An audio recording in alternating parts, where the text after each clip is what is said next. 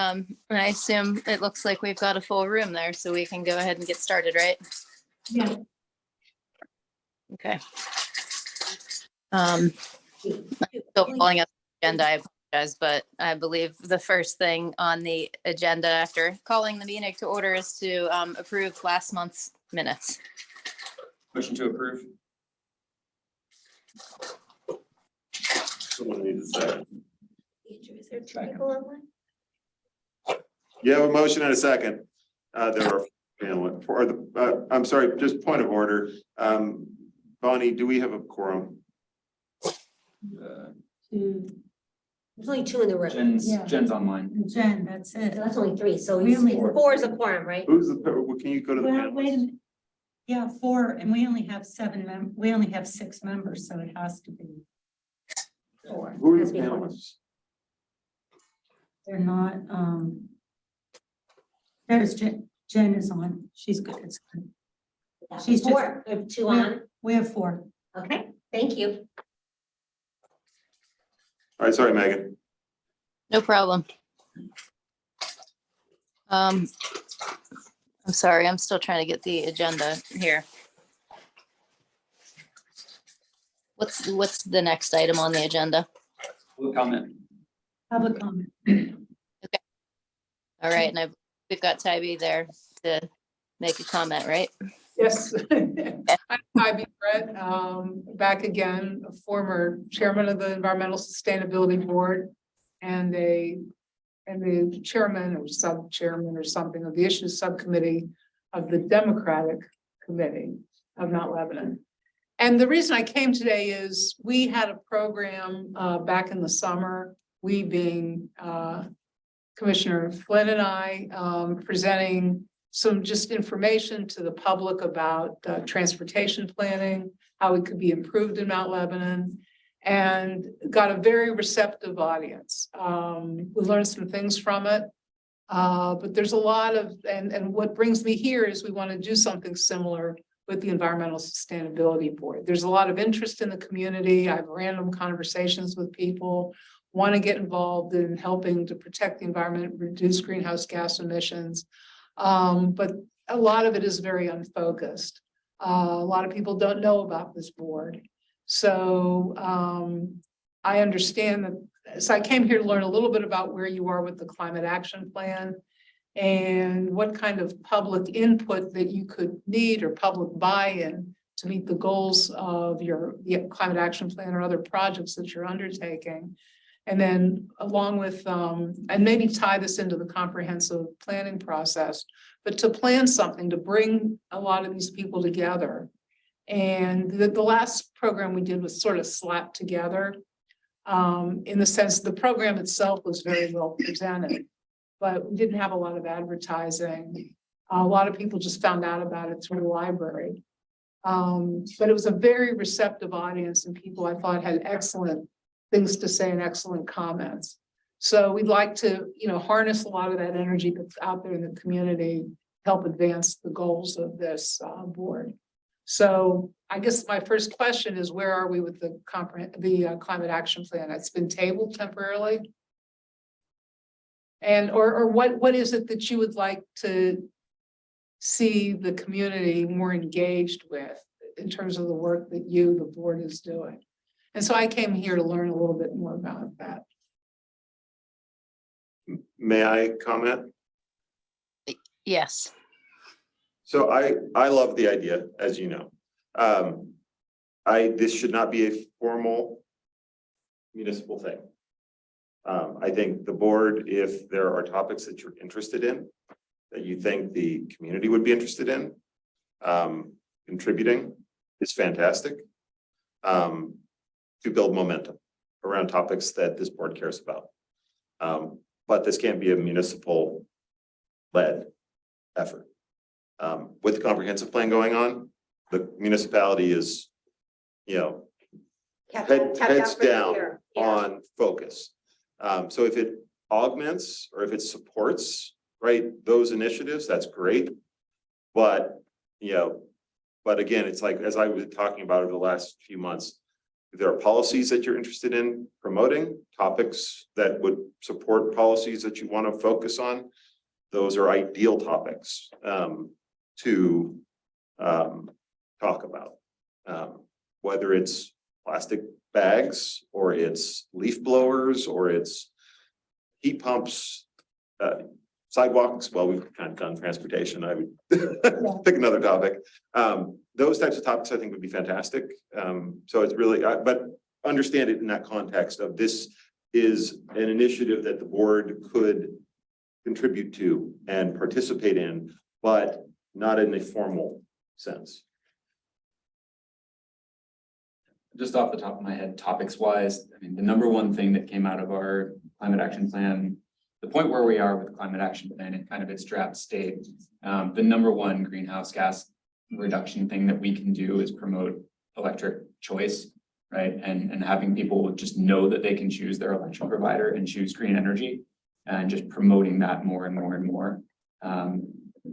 Residential greenhouse gas from heat and electricity use is the number one, on our survey that we came out with. So I think that would be an excellent topic to just give it the PR boost that it needs to get that out there. And I can tell you personally, I just had to replace my furnace.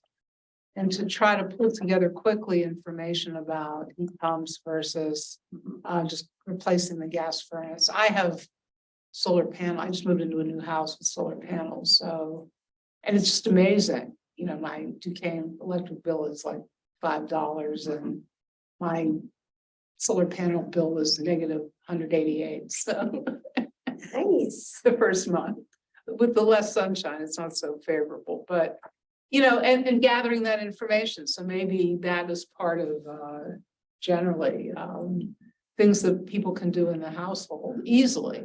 Maybe have It's a few clicks, right? To have it switch, right? Honestly, I think a forum on home improvements would be huge. Yeah.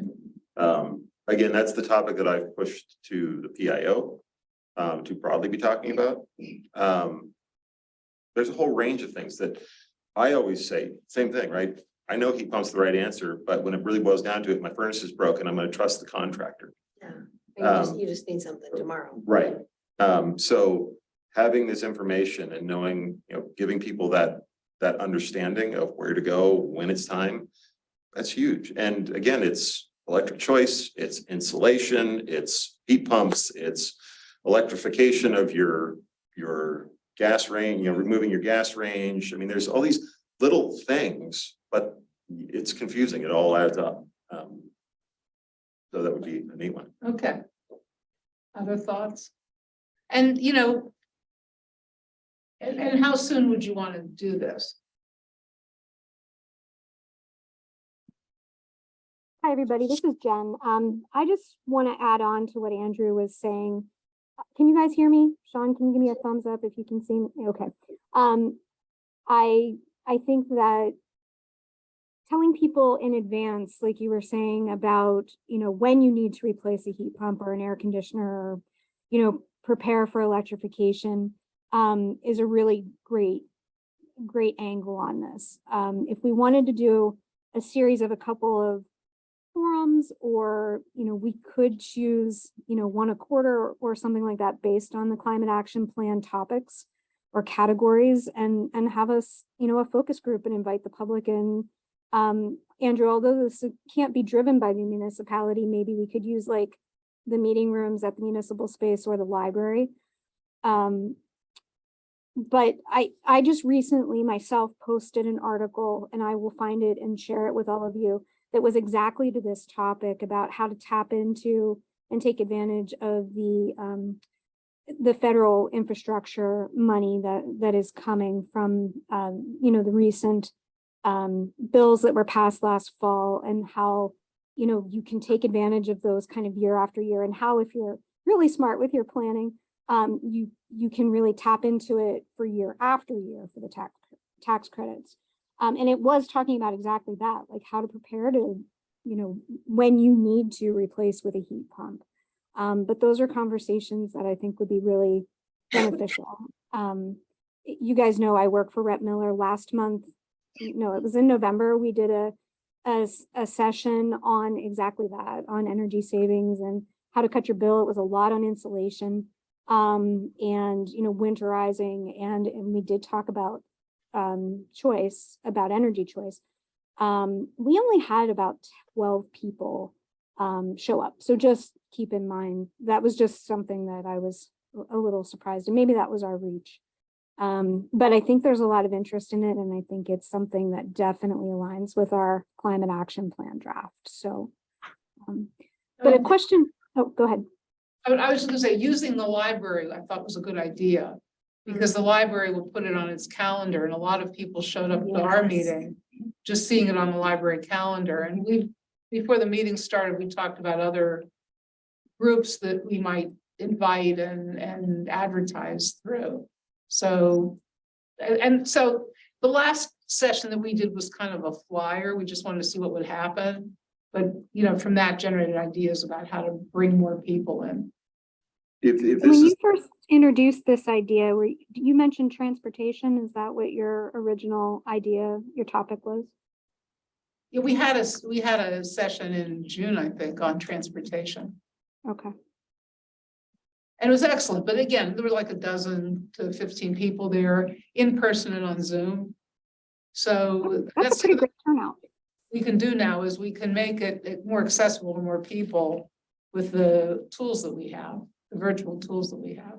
Yeah, we should talk more like offline about the hooks, because I could see why people might not show up to a home improvement forum. But if we could maybe market it like, do you want to take immediate steps to fight climate change? Here's things you can do now, like, you know, because people say that that's what they really care about. Right. But yeah, if this is the topic, right, I think we can, to kind of put a bow on this one, maybe there's others. But I think it's a question, again, of getting the right people, you know, to establish what the forum's gonna be. Yeah. Because honestly, there are a lot of great groups that I'm interacting with regularly who are trying to do this. They're trying to get the message out. They each have their own piece. Can we bring them in potentially? Right, so I think that this is a great topic, and I think we can advertise it. I think it's, again, for me, it's about advertising. yes. That's the hard part. Yeah. And I think potentially it's, again, Lebo Green. It's maybe the partnership.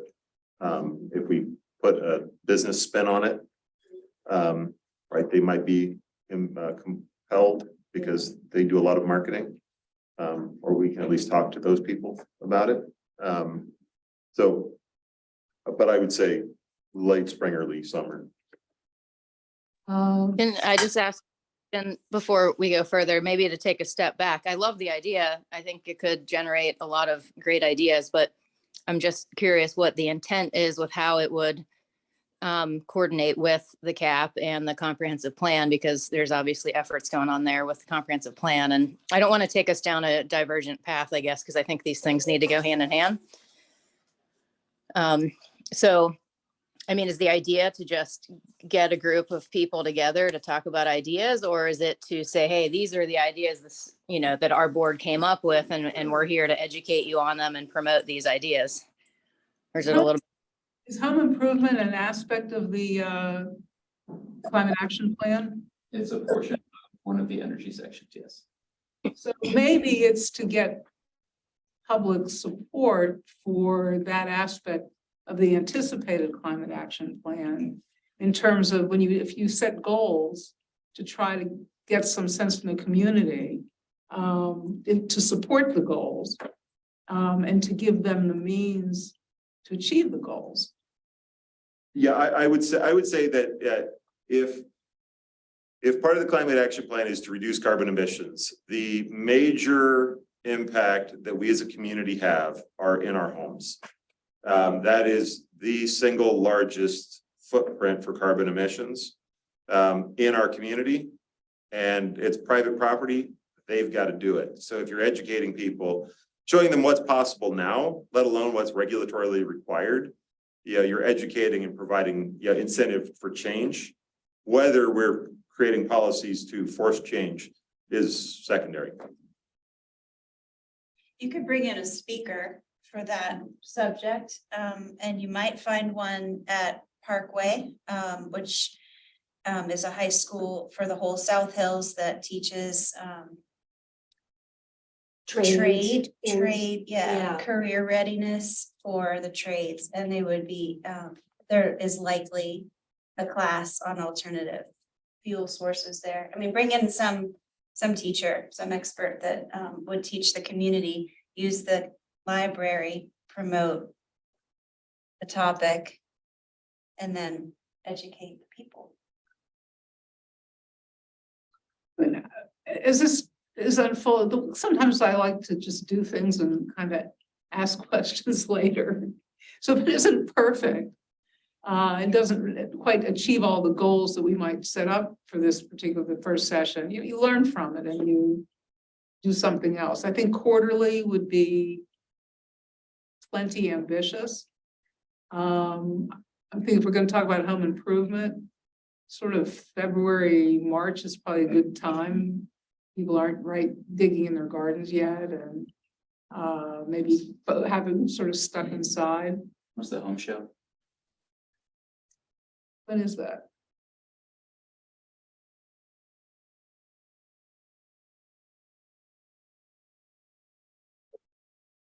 March 3rd through the 12th. So something that kind of coincides with that if people are headed down there anyway. I'm sure that is full of contractors that would love to do energy audits and whatever else. I don't know, I've never been to the home show, but you know, I'm offering help to the board. So whatever you want to put on the agenda, this is certainly a good idea, and let me communicate with you about how we would proceed, you know, what the point would be. I don't want the presentation. We could have a lot of materials, but I don't think the presentation should take more than about an hour, because that's kind of where people's attention spans end. And maybe post some things virtually so people can have access without actually coming in. I was even seeing it as like 3 or 4 different kind of related topics, but maybe that's too much, like solar, heat pump, I don't know, 2 more things that. But. Or the shorter attention. Yeah, span I mean, I minutes. think it would be more beneficial in the long run if we went on a specific topic and went deep on it, right? So, and then, for example, right, electricity choice, right? Like picking your electricity supplier is like, there's no work that has to be done to your home. All you have to do is go online and change it to a green supplier, and you've cut your carbon emissions immediately, right? How would you Teaching talk people on how to that do that, More than right? 10 minutes though. Teaching people how to do it, and then having a walkthrough, right? Bring your device, figure out if you need some help in Okay. getting this set up, if you want to bring some utility bills and figure out, you know, Yeah. what is a kilowatt hour, how much is a kilowatt, what are you currently paying? You know, if people don't really understand the difference in That's true. costs, right? You could really go even, I mean, if it's a group of 10 or 15 people, you could go one-on-one and look at people's bills and help them out with that, right? So really dive deep into that simple thing that doesn't, it costs them more month to month potentially, but nothing, it's not a big investment right up front. It's not getting a heat pump. Then you do one on heat pump versus, you know, Other- gas furnace. You do one on better insulation, right? Where you can really dive deep and look at those topics. So I Solar think if choices, it's that's a- solar, yeah, those things like that, right? Because if it's too broad, right? I can Google and read 3 articles and I gain as much information, right? That's what I was concerned about. So you would really want to find an expert on the topic and have, you know, I like have the them lead hands-on through. Yeah. sign up. I agree with you, Sean. That's kind of where I was going. Like I love the idea, and I agree with you, Tybee. I don't think it has to be perfect, but I think it has to have some direction. I don't want to just call a forum on home improvement and have it kind of be too all over the place, because I think it wouldn't be as beneficial. And then, maybe wouldn't get the same kind of audience coming back for additional ones. But I think if we picked a topic and then could focus the first one on solar or one particular thing and kind of go into depth with it and then have follow-ups and adjust those as needed, but on different topics. Yeah, I like And let me just give you an example of kind of what's in my head. When I was on the board, Bob Hedden was also on the board. I don't know if you know Bob. He's an environmental engineer. But he had a great interest in stormwater management. And he did a program in the library attended by maybe half a dozen people on stormwater management and things you could do to reduce the runoff. And that's kind of was the precursor to the current stormwater management plan that we have in Mount Lebanon. So sometimes you get ideas from this stuff if you have the right people, and that's key. Of things that you can, that ends up becoming Yeah. policy. And I know that based on those forms, for example, we talked about, or the conversation at the time was, how do you charge a stormwater fee? Do you charge it on the square foot of impermeable paving, which was ultimately decided to be impractical for residences? Could you give some kind of rebates for, I wanted to put in a permeable driveway at the time. And could I get a rebate for that? And that too was impractical and not enough was known about it. But it was a way of sort of trying out ideas. And that's really why I just don't want to put on something that doesn't relate to anything else that's going on. And that's why I'm looking to the board for ideas to not only help you get buy-in from the community, but to help make policy in the future. Because again, I just remember that session pretty clearly, and it led ultimately to the stormwater management program adopted that we all know and love. Well, what's Yeah, the- I think great, because we could have sessions on each of the sections in our climate action plan, and that could really help to inform it, because we did put, the kind of the basis of it together, but having additional community input would certainly be helpful. So we could, and I agree with you on the presentations not being too long either, but I do think if we brought in an expert on certain topics and had them talk briefly, but then really had a discussion and got some input from the community, that would be really beneficial. Do we want to talk specific topics now, or is this enough to take it offline? Okay. Okay. Can I go next? Who's on the? I have a short period of time for my commitment here tonight. I don't know what's next on the agenda. Next is introduction of new commission liaison. Yep. No, want to go? Yeah, let's let the school board lead. Yeah. Sure, I'm gonna give my school board report. It's very short and sweet. Dr. Steinhauer has indicated that next month we should be watching for a sustainability / green issues dashboard to be added. One of the superintendent goals that the board has set for him in this school year is measurable sustainability goals. And so those he attended a conference on the topic in December, and he and our business coordinator have put together reachable goals, which will be unveiled in February. The school board is also on a full court press to find the next superintendent. Very time consuming but important process. And all stakeholders in the community have been invited to attend one of 3 town hall meetings, which will be conducted by Hazard Young and Atia's associate, either Dr. Brown or Jim, somebody who would be coordinating a conversation among stakeholders. There are 30 different groups of stakeholders that have been invited to sit into forums, speak into the forums that they've been included in, all kinds of different groups. We tried to be really broad, cast a broad net of interested community members. We hope there's a good showing at that. She's committed 4 days of her work with the board's process to hearing from each one of us individually, prior school board members, prior candidates, booster groups like the sports teams and the choir group and the band builders, and hopefully the municipality. And I was asking Mindy if she had received an invite. Andrew, have you received such a thing? Okay, good. So please attend those. You'll be asked 3 very simple, except not simple questions. What are the strengths of the district? What are our challenges in the district? And what attributes would you like to see in the next superintendent? Also, there's a community engagement survey to be filled out. It is the result of interviews with all 9 of us, and she sort of pulled topics to the top, and then she, being Monica Brown, our headhunting coordinator, wrote the verbiage of the questions. Work with them, Yeah. answer them. I struggle, I'll admit, I'm sure I'm not the only one. Just answer the questions. So, I think all those things are important, and I think all those challenges are big. So I had all 4s and 5s. That's my cheat sheet for you. But Okay. like, if you think it's important, then you rate it high. If you think they're all important, you're gonna have all high numbers.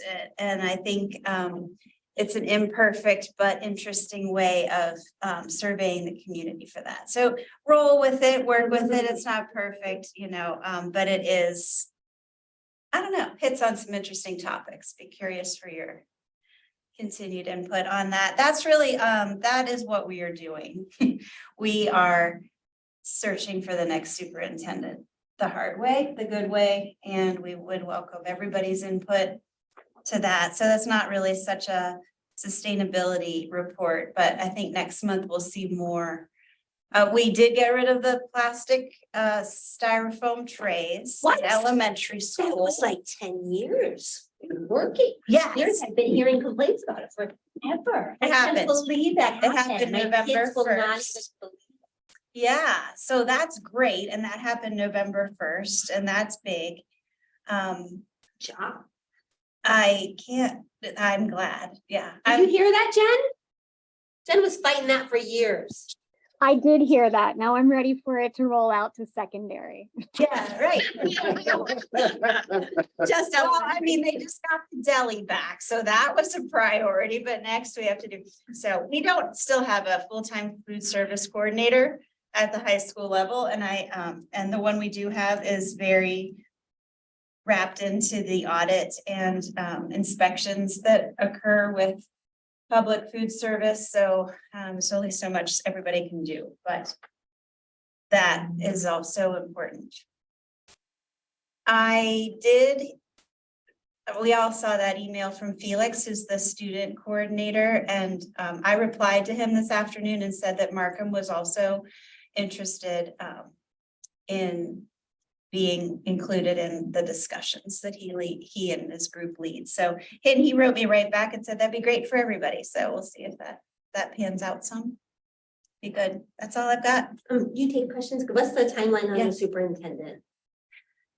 Well, there's a goal of appointing that person by May 1st. Is there a fallback plan if if you don't find someone or they don't accept, knowing from having just gone through this? Is Tim willing to stay on? We haven't broached that with him. Okay, that might be useful as things happen. Yeah, I mean, he's contractually obligated in some regards. I haven't read the details and fine print of that. We expect to have a robust response to this. We expect to have lots of applicants for which our firm will weed through them, and they will present us with an agreed upon number. And then we'll whittle that down, and then we'll interview another agreed upon number. So I am excited about it. It feels really exciting and progressive, and we're asking a lot of good questions, but we can always benefit from all the minds, the hive mind. We're fortunate to have somebody willing to lead a town hall meeting and like pull that all through. And I think she's an artful communicator. I think she can take that and say, yes, and how would the superintendent's role suit that problem? Or how, I think she's very excellent at what she does. So we have a lot of confidence in the firm that we've hired and a lot of, we're excited about what might come as a result of the applicant pool. Anybody else have questions about school board stuff? Okay. I do have a period of time that I commit to these, all these community meetings. And so I may duck out in a minute, but I'll be taking back some notes. If there's anything else you specifically want for school board to relay, back in my report to both the board and the community, let me know. Before the end of the meeting, because I probably won't be here. That's great. Thank you. Mhm. We can go back up in the agenda to the introduction of the new commission liaison. I guess I will kick this one off. So as you all know now, I am stepping away from ESB. I didn't announce that because we didn't have meetings when it was decided. But this is Commissioner Mindy Ranney. She is absolutely a rock star. I think that it'll be good, you know. I think Mindy and I have talked about this. It's good to get different perspectives, right? Both for the board and for commissioners. To bring a different energy to the table, right? I've been on with the board now for 3 years. I think I've pushed you guys in some different directions. But I think I also, as I told Sean earlier, I think I kill some of the joy. So I think Mindy brings a level of joy that I could never bring. Joy and energy that I think is probably a good thing for the board. So I'm really excited for her to jump in here. I am taking on Parks as the alternate.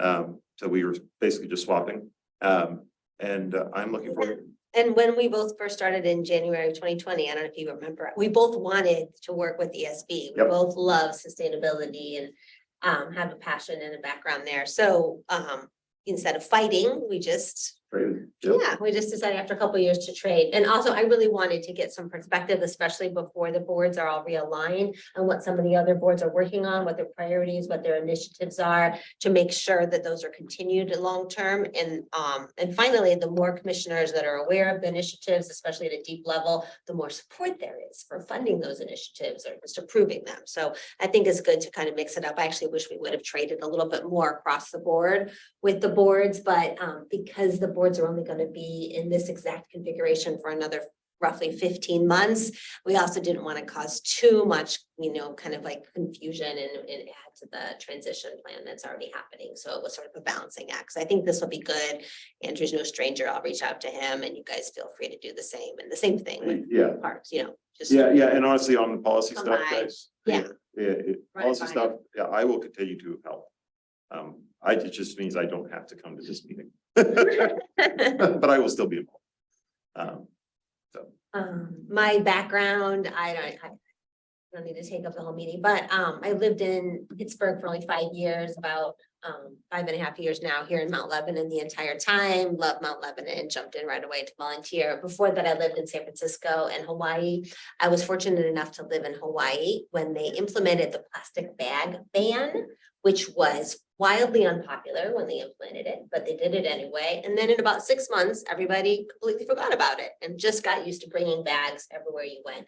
And it was really no big deal, except for the tourists that were coming in, but they had a plan for that too. All the hotels and resorts offered a free complimentary bag at check-in, should you want to go to a grocery store or something like that. And the grocery stores had, they each kind of handled it in their own way separately, whether they were charging or how they were doing it. So that was a great learning experience. I was glad to witness that. I lived in San Francisco and Oakland, California, when we had free compost and free recycling, and you had to pay for the trash pickup by size of the container. So that really shifted myself and the entire community towards recycling and compost, and to make that extra effort, all sorts of other things. Recycle. Oh, yeah. Recycling. so many, you know, so many different things, different ways of doing things that I hope to, if there's an interest, kind of share here. We have solar in our homes. I have Green Mountain Energy converted immediately when I was aghast that our electricity comes from coal here in Pennsylvania. Fought kind of as an activist against coal in California and Oakland when I lived there. I wasn't into politics, but I was more on the kind of activist side of being involved in issues like that. And I don't know, enough about me. I have an engineering background. I'm not working currently other than the commission work, 3 kids in school district, young, pretty involved, over volunteer, but love it here. So Mindy and questions, reach Mindy and I lived about 2 blocks from each other. We didn't know each other, but we literally were 2 blocks away from each other in Oakland at the same time. Wow. Did you hate leaving Hawaii? no, I didn't honestly, because there's no jobs. And when my kids started to become school age, it's the second worst school in the school system in the country. And Good I choice was in Mount just, Lebanon. yeah. And so I was like, oh, yeah, you know, I guess they need to like know what a theater is and maybe be in a sport or a club or scouts or something. And there really was just kind of too rural and, but it was very interesting. It was 11% Caucasian in the county of Kauai, the island of Kauai that I lived on. And so really interesting, really very, very diverse, you know, 10% Hawaiian, 10% Filipino, I think. Things like that. So all different kind of nationalities and ways of living and very, very diverse income. Anyway, I don't need to talk about Hawaii. We'll talk about that For later. a couple of years, but yeah, it was great. I visited. great for a couple They handed me a bag. So very happy to be here. Feel free to email me, call me if you have some ideas or stuff you want to talk about. Hopefully you all have my email now from the. She's on the distribution list. Yeah, I'm in the teams, I'm in the distribution list. You've been added to the. Been added. Does anybody want me to like send it out or need? You guys see it? Okay. Can reply to the thread from today. Yeah, I'll just Today. reply all. Yeah. Just one question on what you said there. Is that the timeframe for the realignment is within the next a little bit over a year? Exactly, 15 months is what we're looking at right now. And so if there's any people whose positions are expiring this March, I don't know if you happen to know that offhand. Okay, oh, really? Okay. Then, But you're new. You can I re-up. was filling a term. Yeah, you can re-up. but then you're able to renew. So yeah, you can renew. So that's fine. How long are terms? 3 years. or- I- 3? I thought there were Used to 4. be. See, Yeah, okay, it's 3. Sorry. yeah, my 3 bad. years, 2 3-year terms plus your whatever you were filling that's unexpired. I'll So you have discuss- plenty of time. I'll discuss offline. Okay, that sounds great. Yeah, so it looks like it doesn't, well, may apply, may not apply, but we'll fill whatever positions need to be filled on a kind of a short-term basis. And then the boards will be restructured roughly March or April of next year. But going through that, and that is something that's going to need to be on the board's agenda. Because this is going to be a complicated one, right? Because this is ESB, economic development, and historical preservation. So what we're going to want to be thinking of, the boards to be thinking about are what are the important topics that you need to carry, right? That need ongoing focus structurally.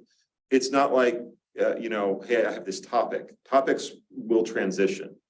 It's the structural questions that how do we ensure that the issues that are important to this board continue to get the focus that they deserve, right? And how do we do that, right? That's some of that's structural, but some of that is what are the important things that the board wants to ensure are constantly thought about, right? Because again, economic development, historical preservation, and sustainability all have tie-ins, they have relationships, but there are unique areas for each.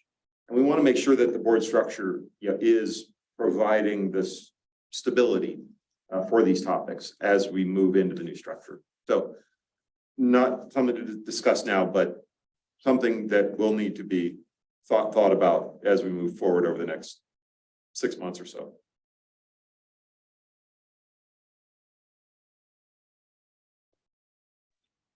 Sounds good. I definitely think that's something we could add to the agenda maybe a little bit later in the year, give some people time to think about it, but I do think it'd be helpful to have some discussions kind of on what we want to carry forward as we merge with the other boards. Megan, I think towards that end and towards what Andrew was just saying, I think whatever we need to do to formalize our climate action plan draft, so that if it's something that needs to be posted on a new municipal website or, you know, be introduced to the public, you know, I think having that in a format, I mean, I think the ideas are all there, a lot of the work's been done. But just moving forward over the next 6 months, maybe that should be one of our goals, is to really have a polished draft that we're ready to share.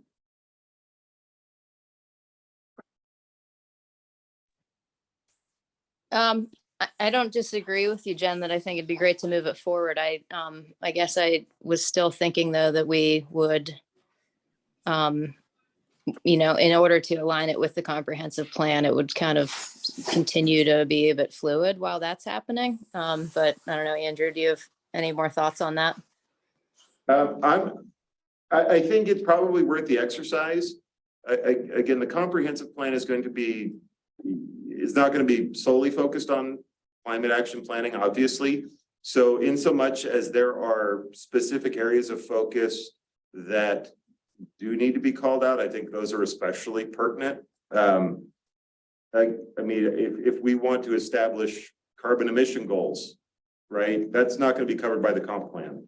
If we want to recommend, transitions from natural gas, that's not going to be in the comprehensive plan, right? So I think there's potential areas of synthesizing around the comp plan, so to speak, that could be done. It would be a little bit of guesswork, given that we don't know what the comp plan is specifically going to involve or include. But I think we could probably do some reasonable guessing and put together a working draft of a climate action plan that could be presented for a broader discussion. And I know we talked about it at one point. And I think that, at least my recollection of the conversation was that this would happen much later, but that there, you know, to really have a final draft, that we would pull in a consultant or some staff help to really make it final. Or is the expectation that that would be on the board here to do that? At this stage, it would be on the board.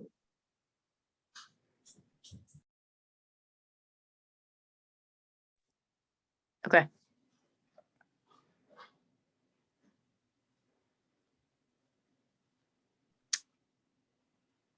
All right. Anything else on that topic? Okay. Then I know we did have reference to Felix's report. I can read it to you guys. Or did everybody get it? Or I don't know if he sent it to just some of the group. Emailed it today at 2:11, but I don't think, I didn't have time to read it. What is, I don't. Felix is an Pretty sure. ESB. He's meeting with the Hoover people. The environmental club at the high school is doing some initial education for elementary school kids at Hoover. Things like sustainability, topics like sustainability, reuse, invasive species. So a number of interesting environmental topics. I guess Hoover has the pilot school there, but reaching out and spreading that around a little bit. And then I think there was a social / something.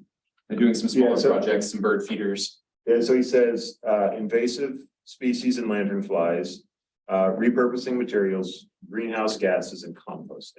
And that's all with Hoover's doing only at this time as like a. He's open pilot. to, yes, he's open to spreading it, but Okay, they have limited yeah. bandwidth for that. You want to read the rest of it, Andrew? Or- The EC has also been completing smaller projects such as bird feeders, as the creation and installation of bird feeders at the high school, There'll be a regional student summit in February regarding mostly social issues, but also on the topic of climate change and the environment. I will not be able to attend the summit, but I will try and get in touch with the students that do. That's fantastic. Yeah, I agree. That's all good stuff there. So Um, just giving a report to us, but he's not, He's he's junior officially the member. junior. Okay, he's officially the junior board member. Awesome. Yesterday. And then we got the school board liaison report. So the next item on the agenda is ESB business. With the first item there, the leaf blower discussion. Which I think is a carryover, or some information was sent out. I think somebody had inquired about the potential for having restrictions on leaf blowers. So I will tell you that I've had a couple preliminary discussions with Public Works. They are already transitioning to electric. Saws, electric blowers. Apparently all the crews really like them. They want to use them. So yeah, I think municipal staff are, already on the transition. So it's more a question of the private side. And that's really, again, up to the board. If you guys want to pick up a policy, I've told you, I'm more than happy to help. But go find other places that have banned leaf blowers or two-stroke engines and start a discussion. And I think, Andrew, that I can't remember who sent the email in that I read, but I really think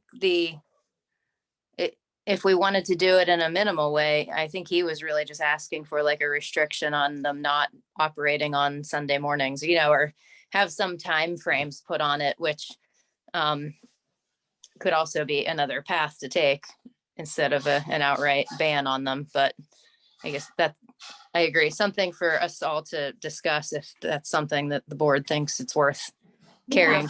What usually like works best I've seen on other boards is like if it's one of the top 3 things or 4 things the board wants to work on this year, one person or 2 or 3 people, it can't be a quorum, will work offline and come up with something and then come back to the next meeting with that.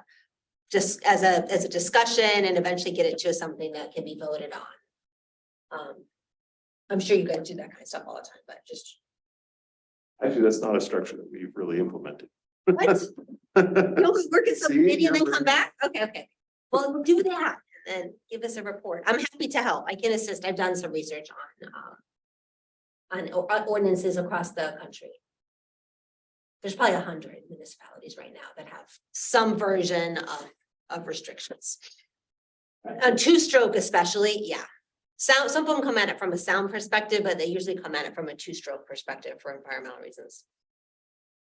Yeah, how does that generally work from a community that largely contracts out most of that work? You have to find a contractor that will follow whatever the rules are, whether it's restriction on hours or just complete ban. They have to change their equipment. So like I guess my question is like, how do they find out, right? Everybody has their person, right? Yeah. How do we, say we did pass something that says, okay, no more 2-stroke, There's a they 3, don't live in this community, how do they then know? Do we just start issuing tickets or like? how does that There's work? a 3 to 5 year transition plan. Okay. Yeah, and So it's structured announced. community. And people are upset, And trust me, it would get lots of press. people are, yeah, it's gonna be a thing. Yeah, we would be those crazy environmentalists up in Mount Lebanon. How dare you, but then new companies will sprout up and some companies will change because we'll be a big market. To Sean's point though, like I've been curious, during the summer while people are having their driveways repaired and re-asphalted, I've wondered how many of those contractors are aware of the coal tar ban. I And if- asked ours, it's one data point, and he said that you can't even buy that material anywhere. It's really hard to find. Banned material. I ran out with the ordinance. I was thinking. So no one's aware of it, but I think that it is not a very popular material. It was what little research I came up with. So it's not, Megan, it sounds like the conversation really comes back to the board. Do you guys want to pick this up as a topic or not?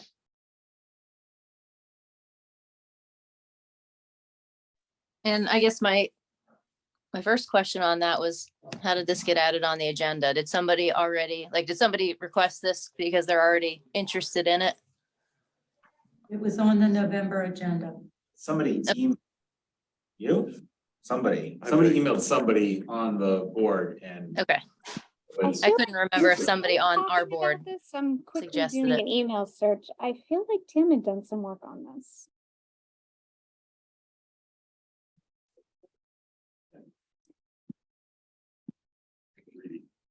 Yeah, I have some emails from November, Andrew. I think you actually initiated this, but Hey, that was so long ago. I don't remember. Sorry. maybe it's because your neighbor was like blowing his loud leaf blower at 5 I- a.m. on yeah. a Saturday morning or something. But yeah, I think Tim had done some preliminary work on it, and I can re-forward this information. But yeah, it has been mentioned in the cap. Well, again, I would just say that it probably came up from my mind as one of those areas of policies where it could be picked up and it could be moved forward, and I think there would be momentum. But there has to be interest on the board. And if there isn't, then it Yes. dies. Yeah, and my suggestion would be to let's put it back on the agenda next month and then give everybody a month to think about whether this is one of their top items and they want to work on it. I mean, I personally think it's a great idea, but I'm also about to talk about plastic ordinance, so I don't want to necessarily take two things to lead here. So I think it'd be good if everybody had some time to think about whether they want to lead that effort.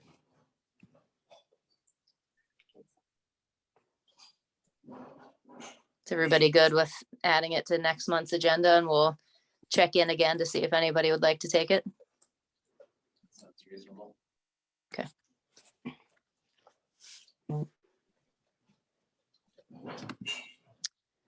Okay, so the next thing on the agenda is plastic ordinance, and I sent out a draft earlier today that Andrew actually had put together.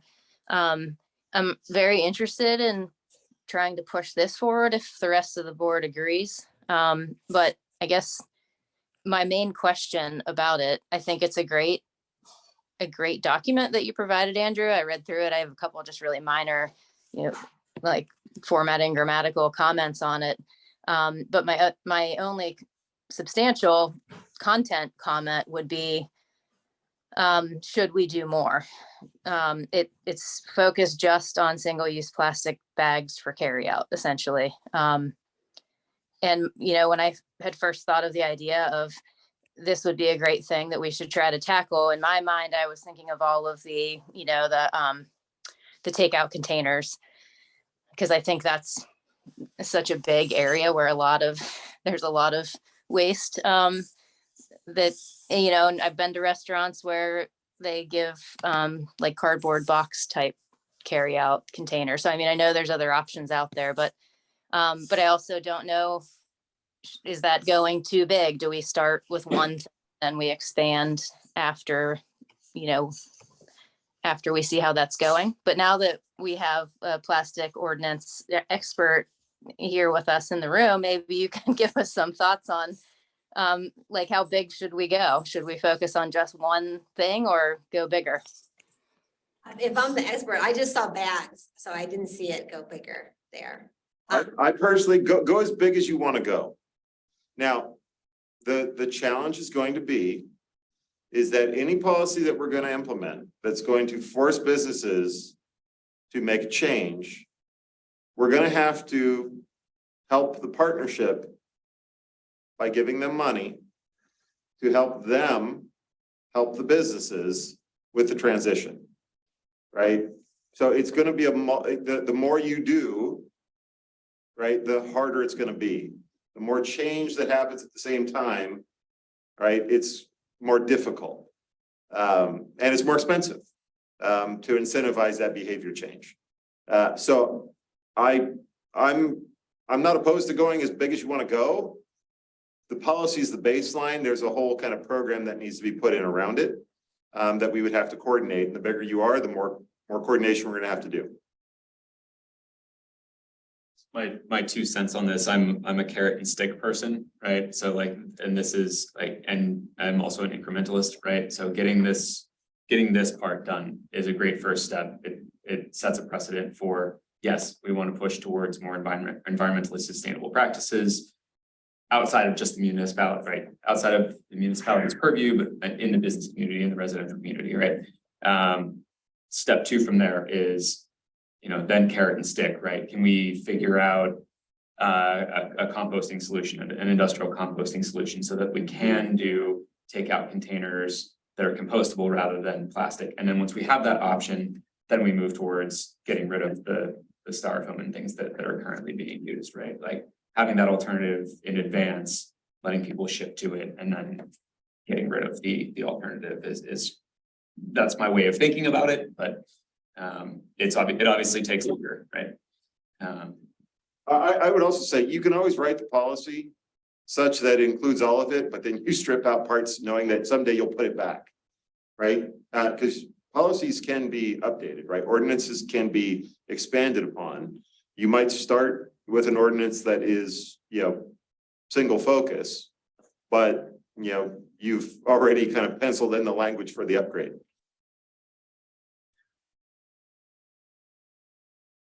I guess, for, the commissioners or people that have more experience with this than I do, certainly I'm curious as far as implementation.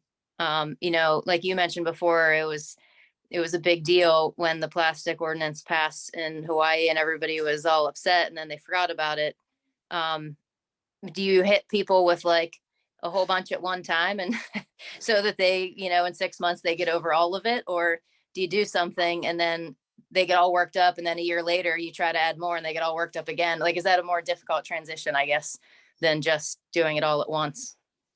Or is it better to go piece by piece? The takeout's gonna be harder than the plastic bags. Mhm. Not that we shouldn't try for it or shouldn't have, like you said, the room for it, the capacity to expand there, but I think it's gonna be harder. Like, how does it impact the school district, for example? Restricting. We're moving toward that also. That's probably gonna show up on this unveiling of the green board. I don't know exactly what's on there, but I do think they're moving toward that. I think what little research I've done, and Jen Rick might be able to speak to this more regarding the takeout containers, it's the cost, people want to use the cheapest possible option. So I would like, if we just changed the fee structure such that it was more expensive to use the styrofoam or any non-compostable material by adding a municipal tax or a surcharge or whatever we legally could do, then that's different than a ban. Because it's still your choice. Can I throw out an idea? I mean, if I'm talking about doing some kind of public meeting, maybe pick a controversial topic like blaming plastic bags and getting a sense of how the community feels. They'll hate it. So honestly, A lot of haters will show up. I'm just throwing it out there. That's something everybody hates, but. My time is up. Thank you for Y'all coming. Appreciate all the work everybody here does. Thanks for your 6th meeting and I in a row am going meetings. to my next one. Oh, So anyway, but sorry to cut my time short. I You're just awesome. have split my day in too many parcels. Take care, everybody. Bye. so yeah, this, honestly, it kind of makes me a little nervous you were talking about the carrot and stick approach, and I don't know, has there been a carrot to the plastic bag ban? Well, the plastic bag ban, it's more well-trod territory, right? Pittsburgh and Philadelphia both have it. They've at least passed them, right? They're in the implementation phases, right? It's not new. To my knowledge, I don't think anybody's gone as far as takeout containers. Not in this area. I mean, I've lived in several cities that have had takeout container styrofoam bans.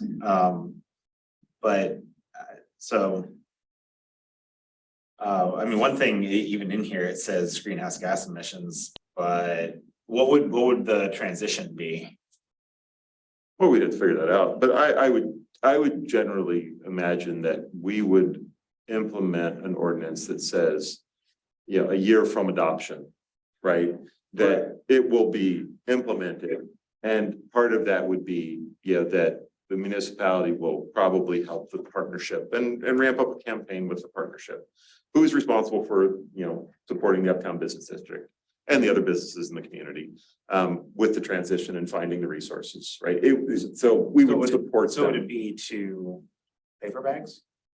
It would, I don't remember what Yeah. the thing said, but it was basically, because there's been some discussion about, if you're too specific on the plastic that, you go with, they just go with a higher grade of plastic or a thicker grade of plastic. Yeah, That that's what makes it even Tanzania, worse. when Tanzania outlawed plastic bags. Right, yeah, so you say, well, you can't use the thin ones, and they just use the next thicker grade, and it's like, well, okay, that wasn't the point. So I think you kind of have to say what, and that's kind of part of the thinking that the board would need to do is, how do you want to articulate this, and what's kind of best practices that have been discovered? Do you just say no plastic, period? Yeah. But again, there are various ordinances that I looked at that had kind of thought through that as a challenge. So I think it's a solvable problem. At least that one is. Okay, well, I guess my thought process is paper bags actually produce more greenhouse gases than plastic bags. To produce one paper bag versus one plastic bag. Sure. So I'm not sure if that should be in there. But also, plastic bags can be reused. Small trash bags. That's why I am wondering if there is something less than a ban, or at least a longer, more specific thought out transition to a bag ban. I'm not saying I'm against a bag ban. I'm just saying that I see a longer transition where people are incentivized to, I mean, it made me absolutely furious. I went to the store. Oh, here's a plastic bag with one item in it. Right. Actually, can you use the reusable bags instead? Right. Because it wasn't just one bag. I bought 3 things. I was going to get 3 plastic bags. So to me, that looks more like a cultural transition. So I'm seeing a longer kind of runway to a ban, which could make people mad and actually have quite a few unintended consequences. Because I understand that there are big cities that have implemented these bans, but that doesn't necessarily that doesn't mean automatically that they are thoroughly thought out and all of those questions have been resolved. In fact, I know that those questions have not been resolved. No, you raise a valid point. And this is all about a culture shift, right? And an ordinance is only one mechanism in that transition. I think there's value simply in making the statement. Because that does incentivize some portion of the population to think about behavior. But ultimately, the transition is that, you want to go from people get one bag per orange to, I always carry a bag with me. And that is a culture shift, right? That's ultimately, it's about getting to the kids and teaching them, you always carry a bag with you.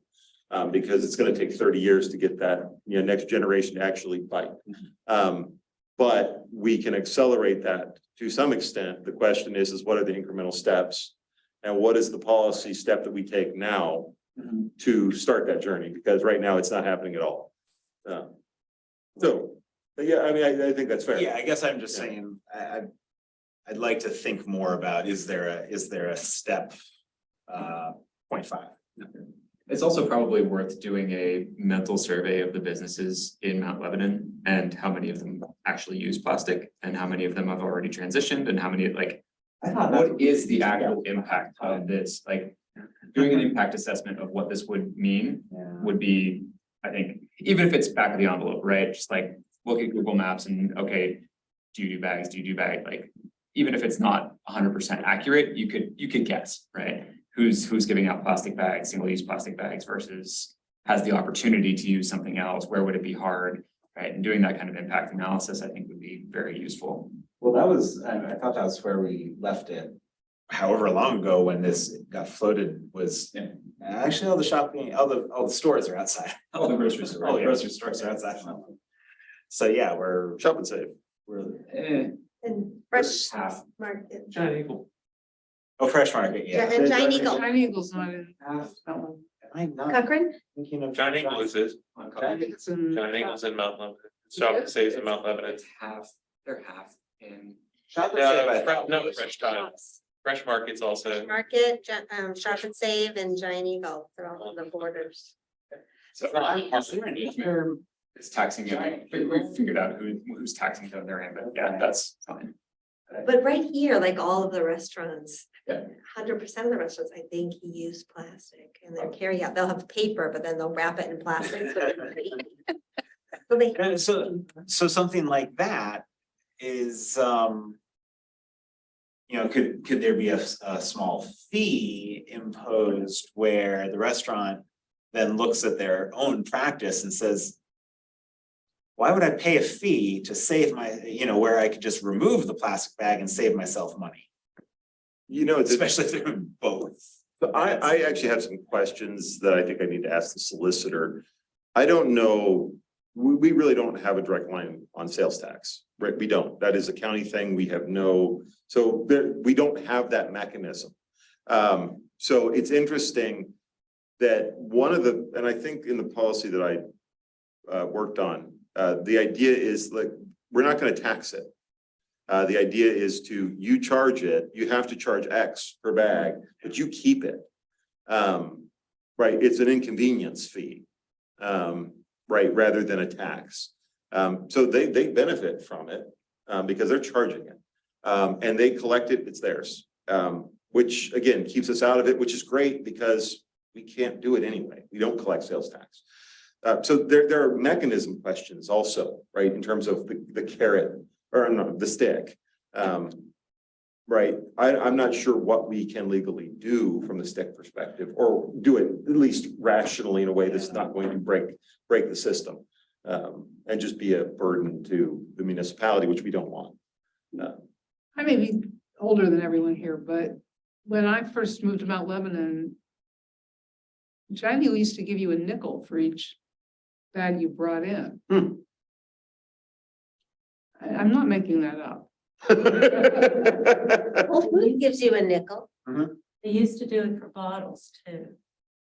This is after bottles. Yeah, but they Yeah. still, That's great. So they used to do it. Whole Foods still does it. I mean, there's precedent set. It's not that. And when I go to Giant Eagle, which isn't very often, they comment on the fact that I bring my own bags. I get thanked sometimes. So there's some that shift in mentality already going on. And there's some places like, Costco, they're not giving you a bag. Like, it's possible. You figure it out. It's not as big of a jump as. you might think. Yeah, Aldi's, exactly. Aldi's. We all go, that's very common, very popular place. But this does, I think, more broadly make you kind of step back and say, taxing is hard. Are there other ways we can support businesses in a transition? What other mechanisms could we create? An ordinance could say, we're not banning them, but we're supporting the transition to non-single-use plastics, right? That could be a way to craft an ordinance that is saying, look, we're going to incentivize and support this transition for businesses who are willing, but not forcing. Right, like to your point, right? Yeah. That might be a different way to approach it. Again, this is ultimately about incentivizing behavior change. And I always tell people humans are going to human, right? I can't tell you no. I can say yes, but, so how do we do that as efficiently as possible? Now, Andrew, one of the ways that we had success when we started, and again, it took a long time with the styrofoam trays in the school district, is we were really looking at alternatives, and we found coalitions of big districts that got together to buy alternative compostable products that were not styrofoam trays and drive the price down, something that was more competitive because styrofoam was dirt cheap.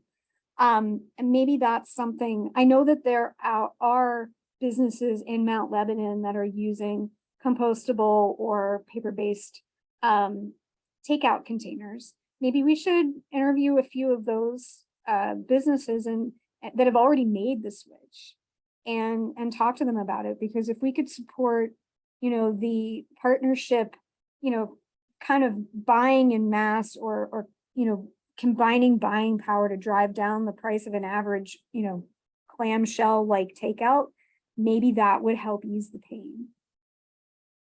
Yeah, no, I agree. I think, and I've actually been messaging with the economic development director while we've been talking. I asked him, how are we on plastic, and is anybody transitioning? He said they're all using plastic, and no, they are not. And which again, that's kind of to be expected. So yeah, I mean, again, this isn't about using the force of government. It's about building the collective momentum. I think the municipality would be very supportive of an ordinance that says, we support the transition away from single-use plastics, and the municipality is going to support the business community as it works to transition. Right? I mean, it doesn't have to be, a stick. But does say we are going to do these things to support the transition, which means that we need to work with a partnership who isn't fully embedded across the entire municipality, but they are kind of the core of the business community, at least from a kind of government relations perspective. And they are closer to being that shared mechanism to facilitate buying power, not something they've done, but something that, if that's seen as a value proposition, they could pick it up and be that kind of central hub of kind of vetting and coordinating. And just don't forget about the Galleria, although as I think about the establishments there, most of them are using paper already, so. Well, kudos to Cafe IO, because every time I get takeout, Yeah. it's in a nice paper compostable container. And I know there are others in the community doing it. Well, it definitely sounds like there's interest, which is good. But I agree, David, I hear you. I think there's like some things we need to look into. I certainly am not ready to rush the draft we have and push it forward. I think we should have some additional discussions, and I can do a bit more research outside of the meeting. And if anyone else wants to help work on it, we could come back to the group with some more ideas that are fleshed out and talk about moving it forward. It's like we have our hand raised, Megan.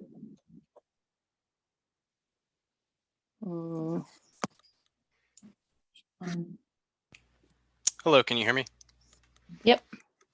Yeah, I just wanted to say that my household for takeout, we try to just use a reusable bag. I know a lot of the establishments will already have it wrapped in plastic, but we don't really have trouble. We don't have trouble with just using a reusable bag, and I perceive that is a very easy thing that could just be banned.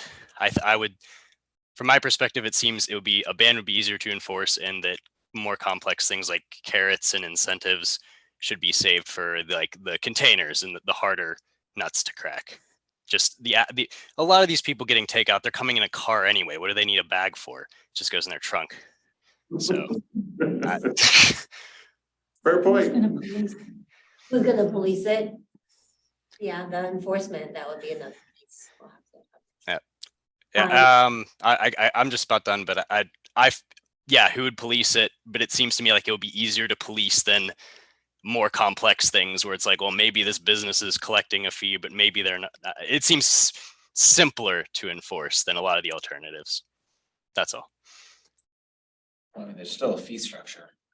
Yeah. Ultimately, these types of programs, right? We're not going to get the police out chasing these things, right? It's hard enough to enforce parking.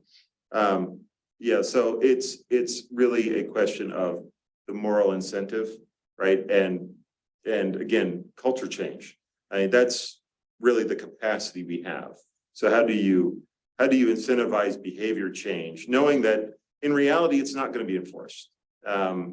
If it is, it will be once for a couple weeks. So again, I think that's a reality. But but you design policies in ways that are going to understand that reality and again, support the transition. You can say you're banning them, but I'm not going to ticket somebody. I mean, that's just kind of the practical reality. So again, how do I get them to shift? Knowing that we've banned them. It's still, it's that kind of, again, that recognizing that I have a responsibility to the community and therefore I'm going to follow the rules. And the residents won't stand for it really either, you know, how they like to Right, report everybody, say, hey, you can't do that, like, right. there's a, Yeah, it's a collective shaming they're exercise. gonna collectively shame their business, they'll put it on Facebook. I was just gonna say, if we could just like put a list in Mount Lebanon Magazine of the, who's not complying, nobody will go there. Full of shame. So Gorman has a store in the city and they also have a store here. And when you go down there, if you want a bag, you have to pay for it. And I said, but we don't have a plastic ban here. And they said, we're getting ready. So they're That's doing right. it, Yeah. they're doing it because they have to do it in the city. So they're charging you for the plastic bag. All right, we have one business then, all right, tell All right, yeah. our economic development. Telling economic Tell development. your- we have So one- you can have a bag, but they're gonna charge you. Yeah, exactly, they'll charge, that's great. That's what we could, that's one of the ways we could, you know, go about the policy. It's required. them I to think that would charge. be a better step.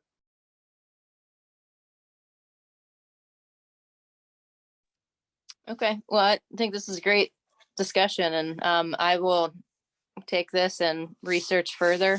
And again, if anybody else wants to help work on this, let me know. And then we'll come back and talk about it again with some additional ideas. I think that's all we had under ESB business that was on the agenda, but Sean, I know you wanted to talk about the sidewalk expansion policy as well. Do you want to go ahead and give an update on that? Sure. Let me see, I'm not in the Zoom meeting anymore. Why don't you go ahead and do commission while I get into the Zoom meeting? There's nothing Okay, on the- is there anything else from commission business? Have any reports? We hired a chief of police, did you guys hear?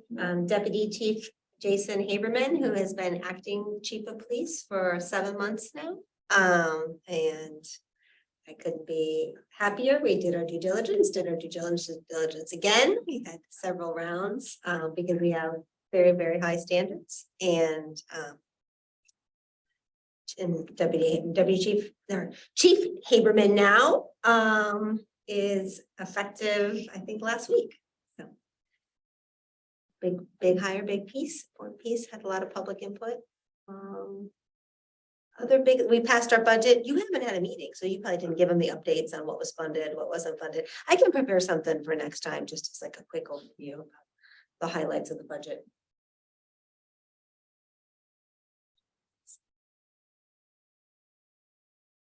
Fiber and Uptown's still going. Good talk about that one. Let's think about that. Yeah.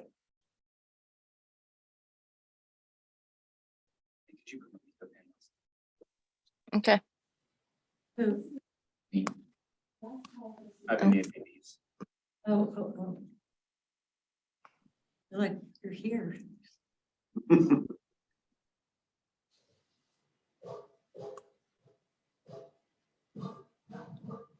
I'm not sure what's going on there. Are you getting ready, Sean, to, Yeah, I had to get bumped over to panelist. oh, okay. Um.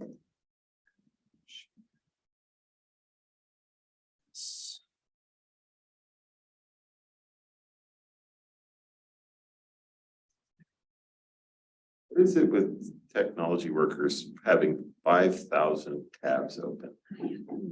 Tech worker. Okay, yeah, culturally, you're still connected.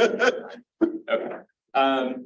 So just a brief kind of rehash of what we discussed in the November meeting. So the existing sidewalk expansion policy, the goal I had here was to have it actually be used and expand walkability from an environmental sustainability perspective, right? Fewer trips in cars, get people actually out and walking enjoying nature, that type of thing. Where the initial thrust that I had was to basically, the old policy required a minimum of 75% of the street to be bought in for the installation of sidewalk to gain municipal financial support for that installation. And how they define street, like what? It's not entirely More clear. nebulous, Let's, okay. let's say a block. But that's not entirely clear. And those with 100% buy-in would, but basically it scared, I think a lot of people off, and it's hard to get 100% buy-in. I think it may also had to have been contiguous, but I didn't see that specifically in the policy. I don't think that's that, so don't quote me on that one.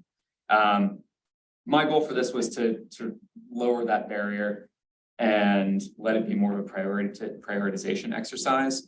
I had thrown around a bunch of kind of different criteria about how far are you from a school, how far are you from a public facility, how far are you from a park. At the end of the day, that's all just really way too complicated. The update that I have here boils it down to if you want a sidewalk, the municipality should, and maybe there's some kind of small monetary fee so that everybody doesn't come at once and do this, but basically come out to my sidewalk, let the engineering firm or whoever has to do this say, like, this side is better than this side, or basically figure out what the project cost would be for the entire block. And then get buy-in from that point. And then depending on how many, people you get to buy into that's kind of so the structure of the cost is still the same as it was, right? It's 10% of the sidewalk cost. Or if they have to do like retaining walls, that kind of stuff, there's another way to kind of calculate it. But basically it's just, if you want to do this, okay, we're going to figure out how much it is. Here's the cost to you as the property owner, as Andrew suggested, potentially adding kind of a 3-year payment plan to be able to kind of spread that cost out. So it's not all at once. Sorry to be naive, the municipality pays 10% or the resident? The pays 10%? resident currently. So Okay, that's the current. So the resident pays 10%? Yeah. Initially? Yeah. Why does the resident pay anything? For buy-in, I guess. I don't know.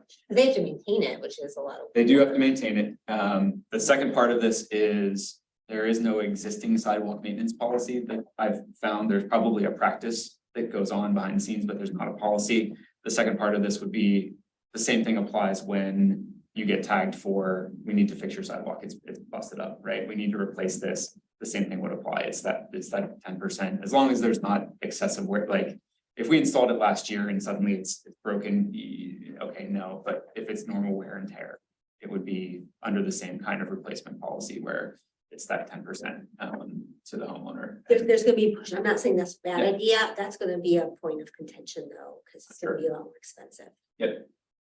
I think currently right now, and correct me if I'm wrong, they've kind of subdivided into like 10 sections and they'll go through year by year, one section, and then they'll identify, okay, that needs to be replaced, that needs to be replaced, and it's at full cost to The the homeowner pays the full Yeah. cost. We do get discounted pricing, but the homeowner pays the full Yeah. cost. So maybe it's 50% for replacement, but Yeah. right now, currently, the policy is to sign on to get municipal support and installation. You have to agree to, pay for that partial cost of installation. You have to maintain it, and you have to do the full cost of replacement, and that's a Big big barrier. thing for a lot of people to get into it, right? Well, I would argue though that even by saying we will do a payment plan to smooth the cost out is helpful, right? Even if you're not gonna lower the cost on replacement. And I'm not saying don't, I'm just saying that there are different ways to crack that nut. Whether you lower the cost or you just spread the cost out. Yeah, I'm happy to have that discussion further with others, but yeah, kind of the main goal of this is how do we get to, aspirationally 100% coverage, right? If we really wanted to be walkable, we need 100% coverage, right? And that's why I took out the distance to school thing, right? It shouldn't matter how far away you are from the school. You still deserve a sidewalk. You still deserve support for that sidewalk. It doesn't matter how far away you are, right? Thank you, Sean. I appreciate it.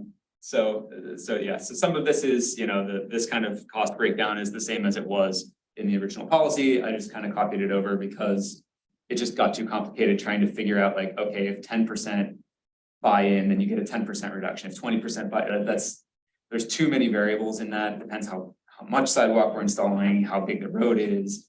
Let's just do the simple kind of like, here's the cost breakdown. You'll get the cost up front, then you can say, you know, person by person along the block. And where that does come in is kind of the prioritization of who gets it when, right? Because if we actually lower the barrier to entry, we hopefully will have a lot more residents that will want to take advantage of this and will be oversubscribed on budget for installation of new sidewalks. That's where the criteria actually does come in, and that's how we rank the projects is the important part. And so I kind of slimmed this down. I don't know why my bullet points got renumbered, but it ended up being road type, road speed, sidewalk completion post-project, and then cul-de-sac or dead end, being a, you know, so breaking those, you know, arterial, collector, local, just basically means busier roads get more points in prioritization. Roads with higher speeds get more points for prioritization. And I did add the caveat there that you can either use the posted speed limit or a traffic study that says your speed on your block is over the posted speed limit on a regular basis. And so that's the actual speed.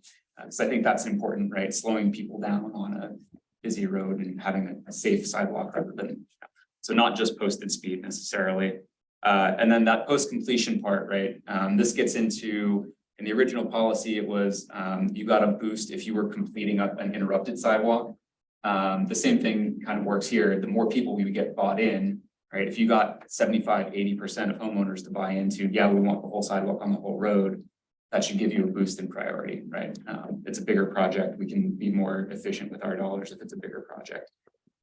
So that's kind of the main shift in that criteria, getting rid of kind of the distance factors that are in there, right? Who cares if it's a safe walking, like every street should be a safe walk street to get to school, right?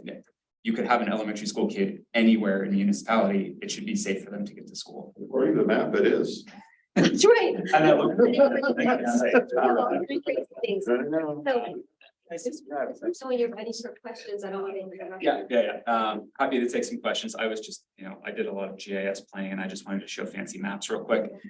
So this is the current missing sidewalks in the municipality. The green is 25 mile an hour or less posted zones. The red is over 25. The question mark here I always have is municipally owned streets, right? We have things like Gilkison and Connor that don't have sidewalks right now that I would love to have sidewalks on those roads and make a connection from Cedar to Washington that is completely not connected now. But that's not our road technically, so I don't know what our ability to do anything there might be. The second one there is just kind of per elementary school, so you can kind of see whose schools have the most sidewalks or lack of sidewalks. And this is in the doc that I emailed around, so I know it's kind of hard to see on the screen up there. And then just kind of overall, when the original policy was put out, it was quoted at 65%. We have 65% of roads have sidewalks. My math says we're up to a whopping 68% in the 10 years since the policy was enacted. 360 miles of total road, 246 with sidewalk, 114 without. You've run all of them, haven't you? I actually have. And then the last one was just kind of looking at a per address standpoint, right? These are the kind of the address points all along those sidewalks that don't, or along those roads that don't have sidewalks.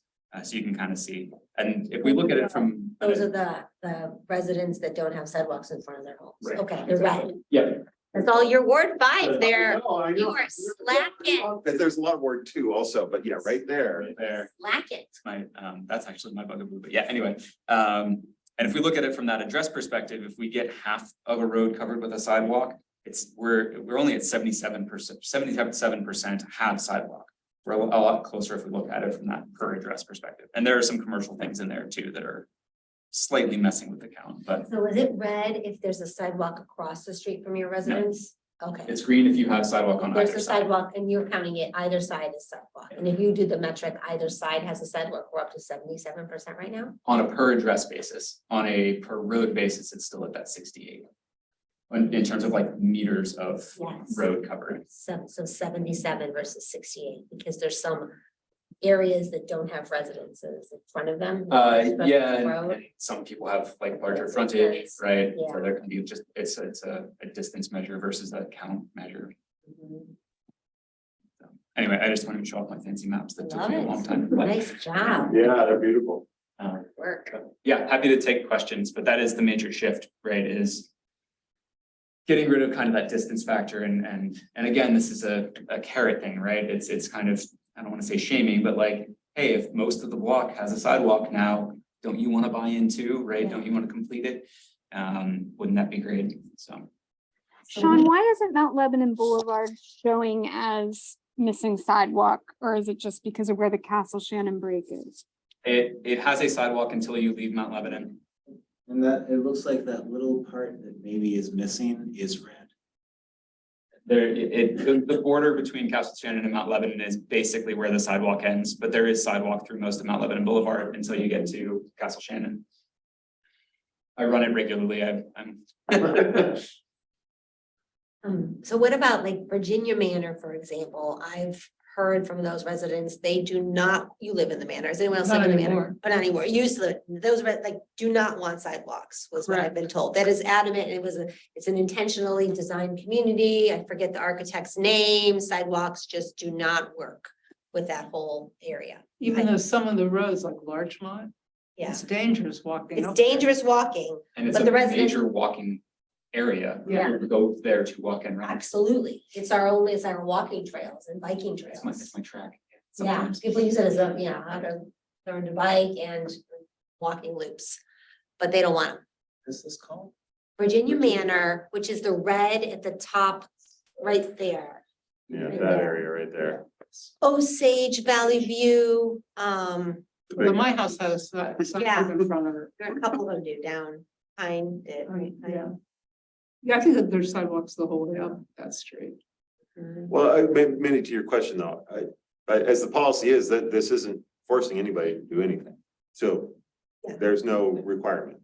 So they don't want it, they don't get it. Yeah, no, it's, but if you want it, then Here's how you do it. here's how you do it. I haven't read it. I don't even think I got it. At like 2:00 today. So I like the path you're going on. I would like to see the board get to a point where it's ready to say, yes, we like the structure of it.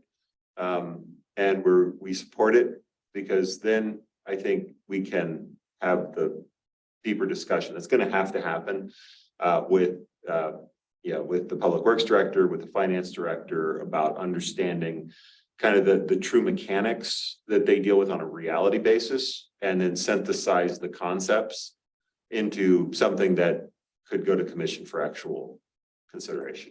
What about the cost of moving utility poles? I believe that's part of that. So that's where this is split into two. And this is actually the question that I sent you yesterday as my procrastination finally kicked in and started working on it. So it's the non-municipal share is the greater of 10% of the sidewalk construction cost or 50% of the total project cost over $90 per lineal foot. So basically, if there are like outside costs beyond the sidewalk, right? If we were to put up a retaining wall, if we need to move a utility pole, right? That's gonna factor into the lineal cost of the project. Yeah, If that balloons to over $90 per foot, then you're paying half of the cost. you, Of the the project, resident, yes. are now paying more. Yeah. In that scenario. Which is That's a, big which is a deterrent. problem, and to maybe circumvent this, or maybe defer this conversation. One of the things that I've asked the manager to do, and he emailed us the other day, is I want to understand the total cost of ownership for the entire public right of way. Right, because if we just look at this, kind of through a pinhole, just sidewalk, the cost is unwieldy and it's not manageable. But if we understand the utility as a component of the public right of way and the asphalt and the sewer and all these other pieces, now I can start to understand kind of this transitional cost, as opposed to just saying, oh, hey, it's gonna be really expensive, and they just say no. I start to think, well, maybe I have a plan to transition utilities underground over time. And as part of that, this is understood to fit in, right? So I think there's other moving pieces here that if we start to get lost on those costs, it's never gonna happen. So we need to kind of step back and look at the broader cost of ownership of the whole right of way as a mechanism. Sean, I like the layout of this. I fully support this and I think we should, I think we should move forward with this.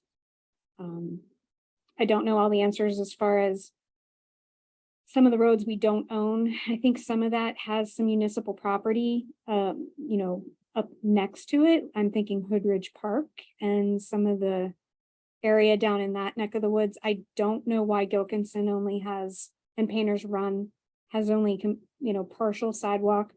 But, those are in my neck of the woods, municipal properties or public properties, that could definitely use sidewalk as well. But yeah, I appreciate your work on this. This is really good. So the other bit in here that I don't remember, I hopefully left it in here, making work for staff. It would be fantastic if, and I had wanted to get at the point, like, that's why I started doing some of this GIS work, where we could identify the top scoring roads that didn't have sidewalks and do outreach to those either property owners, or if they're municipally or state owned, push it from the municipality and say, we want to put a sidewalk here, right? Like, how do we make that connection on Gilkison, right? How do we make some of those connections that aren't clear who owns it? So that's, I think I left it in there that, there's some kind of outreach piece for the top N projects per year, to be able to push things forward. What's that score? Is it not made up yet? It's that criteria at the end. So like what type of road it is, what's the speed, what's the, is it a cul-de-sac or, and then like, what would be the percent completion when it's done? But it's not a factor of what is a major school route. Okay. That's what I see as like most concerning for me. There's major routes to school with dozens of kids that Yep. are walking the street at 6:30, 7 a.m., 7:30 in the dark for months. And I am terrified. Those are important. I think they would score highly, right? Because those would be roads that are, I would call them collector or arterial, right? Because there's such traffic. Is the main one. Yeah. So then it becomes a question of who initiates, right? Because if we know that there are residents on there that are interested in this, then they can push it. And then if it also comes out as the top one for, hey, we're doing this project, we would like to see this done. Can you buy in, please? So I guess my ask is the same as when we met in November. Please take a look. I would love to kind of be able to, at least from our perspective, finalize it as the ESB and move it onward at the latest next month. So please do take a look at it. Please add comments in. I sent both the link and a PDF copy of this. Please, pardon my numbering. I'll try and fix up the layout there because I copied it from Google Docs and it didn't paste properly. So please add comments, anything that's unclear, anything that we can clarify before moving it onward. But I'd love to get kind of a voice vote of approval next month if we can have it on the agenda for that. And I would ask that the board kind of think big and ask for more, because it's gonna get whittled down by staff and maybe the commission itself. So, go a little bigger. Like maybe make it free for residents or something like that for a period of time. I did just like, hey, how many miles are there? Just do it. Yeah, exactly. Yeah, and then have an Yeah, alternate. reality will set in. Yeah. 140 miles was a little over my threshold for just asking for it to be done automatically. Okay. I mean, in a walking school district, I don't know how we don't commit to something like this. That's right. We're not paying for buses. We're paying for crossing guards and safe walking routes. Those are not safe. That's right. That's right. That could actually introduce a liability. That's always tough. You could say anything's liability, until someone actually gets hit. Municipality is saying this is a safe place to walk. Somebody gets hit and everybody says, oh yeah, we know that's not a safe place to walk. Yeah, I mean, I wouldn't say this place is, not a safe place. to walk. Apparently, there's a whole set of criteria that the police department works through. And they draw the lines and it fits the criteria. I scratch my head I too. really would. Yeah, no, I want to restrict the definition of a safe walking route. Because I think that would incentivize behavior change. or property change, maybe in this case, but I think this is one of those topics that I think is challenging. The other thing that I, as with all things, Commissioner Rennie especially appreciates this. For me, it's the question of how do you sustain the funding? Right, that's really what this boils down to. We need to understand what it costs to maintain the sidewalks, what the municipal costs are, what the private property costs are on a rolling basis. And then you got to figure out how do you split the funding and sustain it? All right, because we've got to go fix tree root, damage sidewalks, and those have to get fixed, and we have to fix, sidewalks that are just deteriorated, and just maintaining what we have, right, is, a challenge enough. So now the question is, well, what does that cost?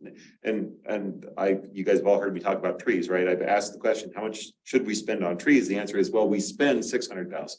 I said, no, how much should we spend? And the question is, not really sure, right? It's kind of the same question here, right? What should we spend on sidewalk maintenance? I think it's a valid question that I don't know that there's a good answer for, right? It's a lot of analysis that would have to go into figuring out what should we spend to proactively maintain sidewalks to a level of quality that are safe and usable by residents. And then if you can get a ballpark number on what that is annualized, then you say, okay, for every yard of concrete we pour, that cost is going to go up every year. And we need to understand that those incremental costs come. And we need to sustain that funding. Otherwise, the sidewalks go to crap and we're back where we were. Or we push it more cost off to residents because the municipality can't carry this cost. Yeah, one way or the other, residents are gonna pay for it. I mean, Right. we could just be really bold. I'm not saying we will. We could just be really bold. We could cover the entire municipality with sidewalks, with bond funding, and push the maintenance all to residents like we already do anyway. Done. I mean, it's not that easy. I don't know if there's a political will, and that's not gonna be very popular, but we can Yeah. say this is a priority. That's a question, I'm just here as an observer. What's the impact of this on the runoff, the stormwater runoff? More By issues pervious, in- yeah, more pervious surfaces, so it's not good. Just saying. Yeah, it's a balance, right? If I can get more people out of cars. Yep. I mean, I just Walking, got my right? stormwater bill or whatever, Right. and there was all these list of projects, some of which are close to where I now live. And when those projects are done, do we consider sidewalks and walkability of the particular streets where the work's being done? No, we don't, Question. no. But I agree, right? And I think in some circumstances, right? Where can we do pervious trail, right? Yeah. That's gravel trails as opposed to sidewalks. Sure. Right? That's not culturally the expectation, right? That I think people would freak out. You don't want to run into an ADA problem. There's all these trade-offs, right? Actually, for a sidewalk, it'll last. The new stuff, yeah. But then it costs more money, I assume, right? It's probably. I'm not sure about that. No, the concrete, I think, is about on par. The permeable pavement Thin. Okay. is super expensive. Yeah. Right. And, Papers on. the pavement. Oh. Pavers, yeah, no, Right. you're right, those are expensive too. Yeah. But yeah, the permeable concrete, the prices have come down considerably, and that's what, so like Frick just put all of that in their parking. Okay. And then covered half of it. Question?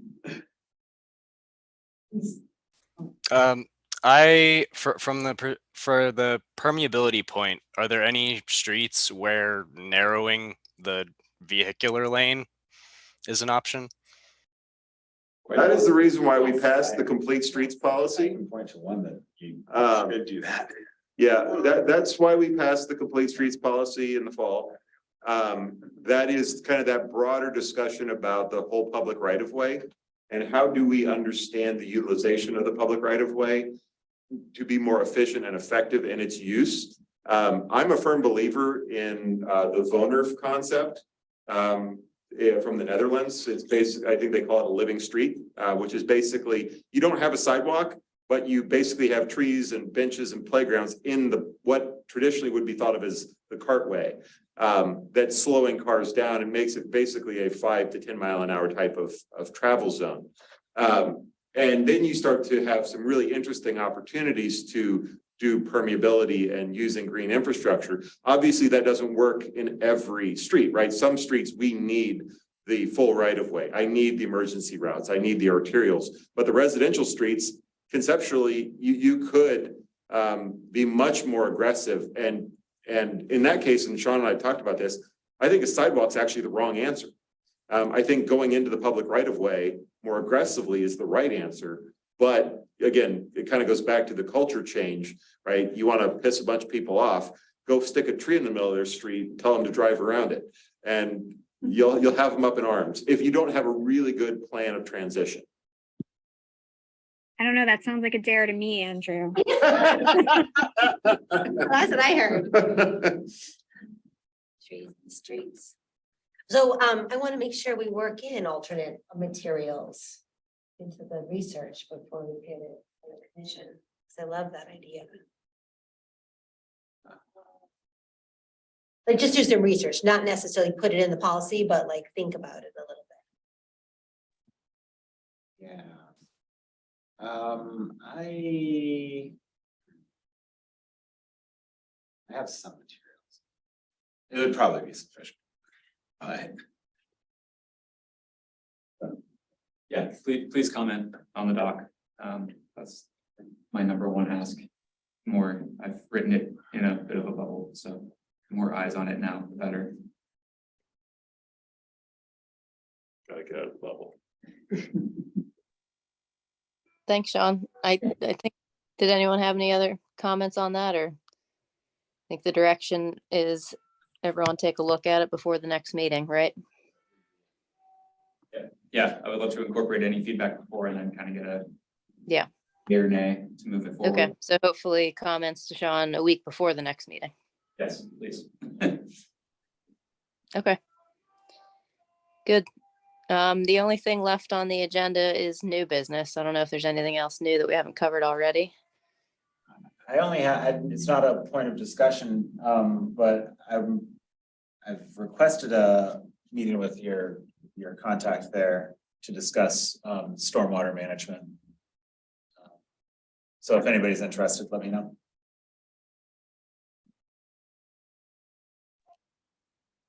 What was that, David? You've requested a meeting with who? Ian? Is that who it was? Okay. Yes. Yeah.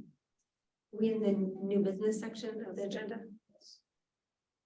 Could I request that like at some future meeting, we go through what the work plan is of the ESB or what you want it to be and what the priorities are? I wrote down a bunch of ideas and I saw a bunch of things in the documents, the files. And just want to make sure I'm focused on what you want to be focused on, or we're all aligned on what we're focusing on this year. The parks, I will say I've been to one parks board. They have a very robust structure in terms of how they approach everything.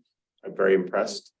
And I suspect that Mindy is My going to boards help have work plans. create that here, which again, always good to have new energy. It just helps me know, yeah. what's- Yep. It also What do you will wanna help for continuity as Yes. Yeah. board members come in and out. I agree. Mindy, we don't have that now, but I think that's a great idea to put that together. Last year we had a, brainstorming discussion. We came up with our priorities, but we didn't really formalize it into any sort of a work plan, but I think we could certainly do that this year. I could just send you, the notes that I took on what I was reading and all the different like bullet points I have of the initiatives that looks like you guys have worked on over the last couple years. And then you want to take it or give it to somebody. Yeah. Okay. That sounds good. Okay. Any other new business? I apologize for the beginner viola practice in the background if you can hear it. Love it. Is